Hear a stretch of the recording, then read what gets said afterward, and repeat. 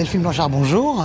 Bonjour. Merci d'avoir accepté cette interview. Vous êtes donc patiente partenaire à la Société française de santé digitale et vous sortez de la session dont vous êtes modératrice sur la co-construction, on va dire, entre soignants, industriels et patients.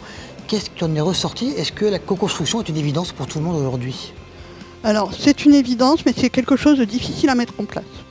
C'est-à-dire que tout le monde part du principe que c'est important de co-construire entre nous, avec les patients, les soignants, les industriels, notamment dans le cadre des outils connectés.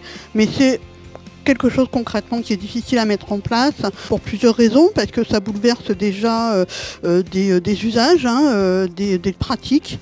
Et puis, il y a bien évidemment la notion de temps qui nous manque à tous. Ceci dit, on peut, au travers de cette table ronde, conclure que entendre les contraintes de chacun, c'est faciliter les usages de tous. Et quel est justement votre rôle en tant que patient partenaire? Alors, au niveau de la Société française de santé digitale, je monte actuellement un comité expérience patient. C'est quelque chose auquel je tenais beaucoup, parce que d'une part, il y a peu de sociétés savantes où on intègre vraiment l'expertise patient.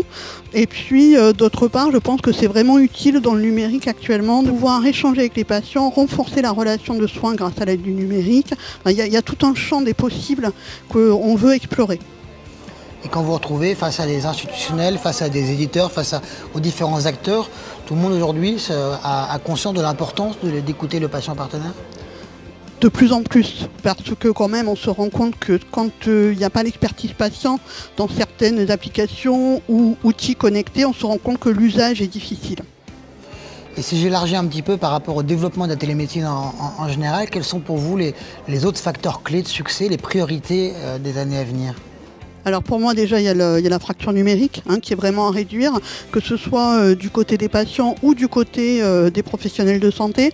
Ensuite je pense qu'il va falloir un petit peu démystifier tout ce qui est télémédecine. Ce n'est pas une médecine au rabais, c'est une médecine que l'on doit s'efforcer de rester humaine pour pouvoir renforcer la relation de soins en minimisant la dissymétrie qu'il y a actuellement. Ensuite, on espère que ça puisse libérer du temps médical en espérant que l'interopérabilité entre applications puisse être possible rapidement. Et donc dernière question que j'ai posée à tous les intervenants sur l'avenant 6, est-ce que pour vous c'est une bonne chose, up, down, ou est-ce que peut mieux faire?